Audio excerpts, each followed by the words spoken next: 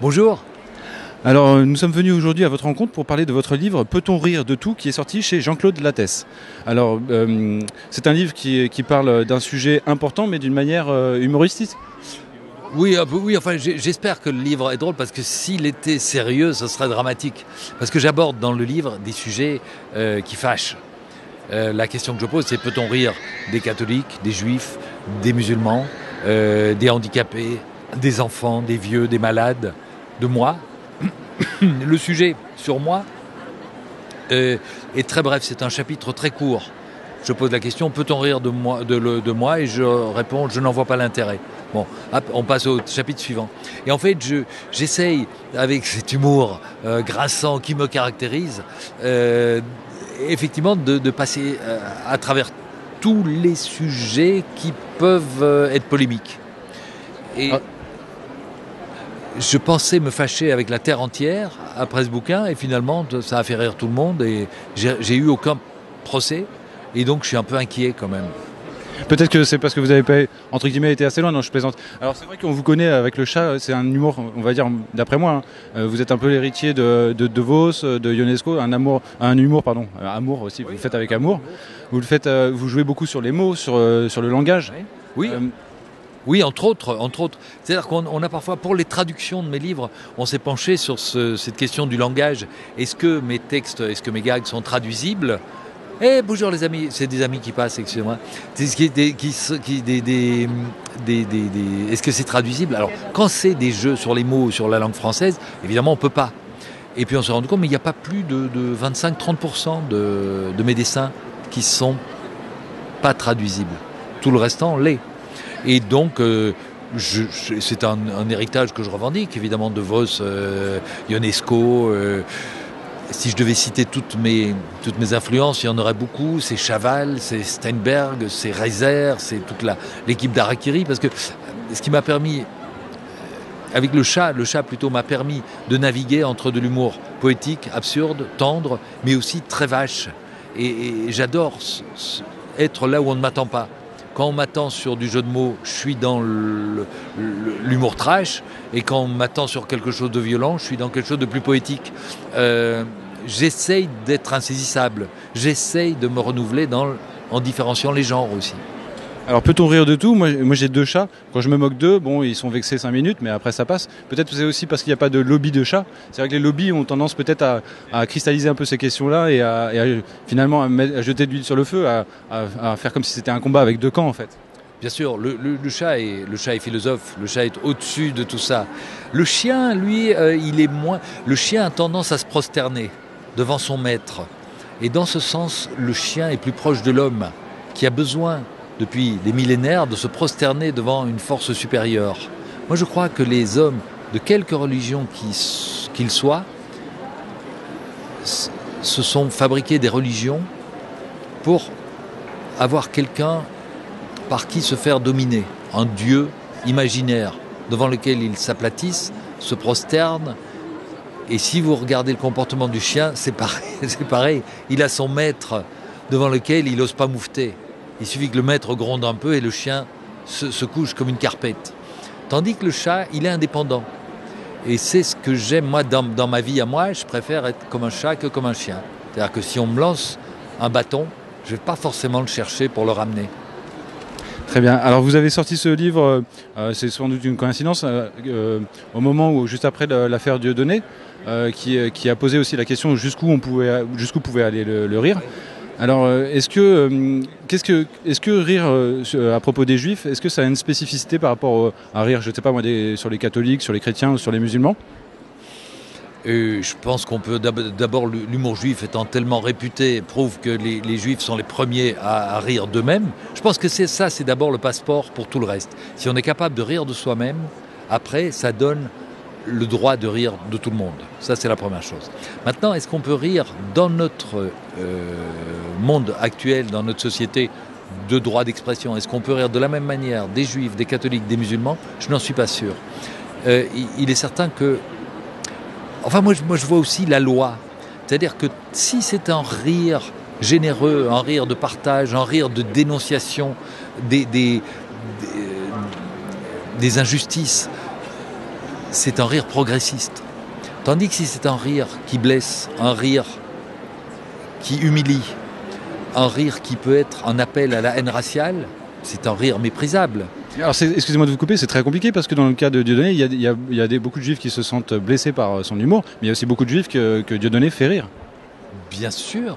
Moi, là où je ne suis pas Dieudonné, c'est quand il a commencé à avoir un discours dans la vie qui était proche de ce qu'il disait parfois sur scène. C'est-à-dire que je pense que quand on est sur scène, qu'on fait un spectacle, on a droit au second, au troisième, au quatrième degré. On est un personnage qui dit des choses sur une scène devant une salle. Et on peut dire des monstruosités, parce qu'il y a toujours les guillemets du spectacle. Tandis que si devant des caméras de télévision, et Dieudonné a fait pas mal de déclarations dans ce sens, sur des chaînes de télévision étrangères, dans des pays parfois totalitaires, lorsqu'il dit des choses qui sont sorties du cercle du spectacle et de l'humour, lorsqu'il dit des choses qui tombent, elles, sous le coup de la loi, qui sont des appels et des incitations à la haine raciale, là c'est inadmissible, parce que c'est plus un personnage sur scène qui dit des choses extravagantes. C'est un homme qui parle à un autre homme. Et là, pour moi, je ne peux plus le suivre. Ce n'est plus de l'humour d'après vous? Non, c'est des convictions. Et c'est des propos blessants, c'est des propos dégueulasses, souvent. Et pour moi, c'est là que se situe la limite. Après, s'il continue sur scène à dire « Ouais, mais j'ai dit à la télé que les juifs, c'est ça, etc. » ou que les... Voilà, ce serait le cas pour quelqu'un d'autre. Je ne focalise pas sur sur les juifs. Mais voilà, il y a la loi qui condamne le racisme, l'antisémitisme, qui est une forme de racisme, l'appel à la haine raciale. Je veux dire, c'est pas pour rien. Alors, justement, puis on va arrêter avec Dieudonné, parce que j'ai une autre question à part ça. Le problème dans ce qui s'est passé par rapport à Manuel Valls et tout ça, c'est que justement ils l'ont condamné pour des propos qui étaient dans son spectacle et non pas des propos qu'il aurait tenus en dehors de ses spectacles. Alors, oui. Alors, ma question, par contre, puisqu'on ne va pas parler de Dieudonné pendant toute l'interview, justement par rapport à l'humour sur les Juifs et en particulier par rapport à la période de l'Holocauste, on a l'impression peut-être que plus on s'éloigne dans le temps de cet épisode, et plus une certaine communauté est peut-être sensible à l'humour qui peut être fait à propos de cette période-là, oui. Et accepte de moins en moins qu'on puisse rire de cette période-là. Qu'est-ce que vous en pensez? Est-ce que vous trouvez que c'est logique que plus on s'éloigne et plus il y a une sensibilité peut-être? Non, je crois pas, parce que là, je veux dire, moi qui ai vécu, je suis né en 54, donc mes parents ont connu la guerre, les amis de mes parents, beaucoup d'amis de mes parents étaient des rescapés des camps, donc j'étais élevé dans la conscience des abominations qui s'étaient passées. Je crois qu'il y a une chose à laquelle qu'on ne dit peut-être pas assez, c'est que la Shoah a été en quelque sorte sanctifiée, c'est-à-dire que c'est devenu quelque chose d'absolument tabou. En termes d'humour, ça c'est certain, en termes de loi aussi, puisque le révisionnisme, le négationnisme sont poursuivis aussi par la loi. Pourquoi la Shoah et pourquoi pas d'autres Et d'ailleurs, pourquoi quand on pense Shoah, on pense qu'aux Juifs, alors qu'il y a eu d'autres minorités? Bien sûr, il y a eu les tziganes, les homosexuels, les communistes, les francs-maçons, bien sûr. Mais sur la Shoah particulièrement, il y a, je pense, en Europe, une espèce d'énorme mauvaise conscience qui a vu le jour après la guerre en disant « nous avons permis ça, nous avons laissé cela se faire sans réagir ». Parce qu'il est certain que l'antisémitisme ne datait pas des années 30, c'est quelque chose de séculaire qui a toujours été présent en Europe et donc qui est détestable et qui a vu son apogée avec l'extermination des Juifs par les nazis. Et cette espèce de prise de conscience et de mauvaise conscience collective a fait que l'Europe a voulu absolument poser des lois et sanctuariser ces événements abominables pour les siècles qui suivraient pour l'histoire. Procès de Nuremberg, évidemment. La Charte universelle des droits de l'homme, c'est en 1948. Et ça s'est focalisé là-dessus.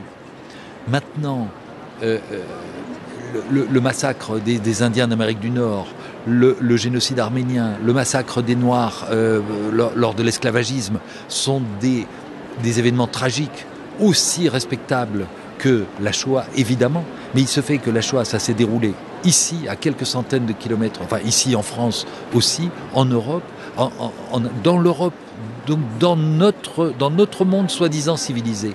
Et c'est ça qui a traumatisé les gens qui ont réagi et qui ont essayé de poser des lois sur ce drame après la guerre et dans les années qui ont suivi.